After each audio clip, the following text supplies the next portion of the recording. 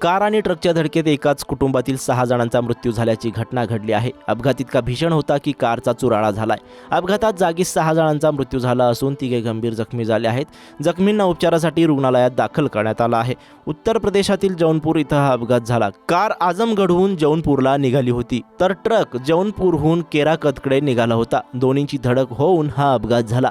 Car आणि ट्रकच्या भीषण अपघातात कुटुंबातील 6 जण ठार झाले। यात जखमी झालेल्यांची प्रकृती गंभीर असल्याची माहिती समजते। जखमींना उपचारासाठी जौनपूरहून वाराणसीला पाठवण्यात आले आहे। धडक इतकी भीषण होती की कारचा चुराळा झाला, तर ट्रक रस्त्याकडेला पलटी झाला। अपघाताची माहिती मिळताच पोलीस घटनास्थळी दाखल झाले। जखमींना तात्काळ रुग्णालयात नेले। इतर 6 जणांना डॉक्टरांनी मृत घोषित केलं, तर 3 पुढील उपचारासाठी इतरत्र हलवण्यात आलंय। कारमधील कुटुंबीय लग्नासाठी मुलगी बघायला निघाले होते। यात अनिश गजाधर शर्मा, गजाधर लक्ष्मण शर्मा, जवाहर रामप्रताप शर्मा, गौतम जवाहर शर्मा, सोनम बजरंग शर्मा, रिंकू पवन शर्मा यांचा मृत्यू झाला। सर्वजण बिहारच्या सीतामढी इथं राहत होते। बिहारकडून प्रयागराजच्या दिशेने ते जात असताना कारचा अपघात झाला।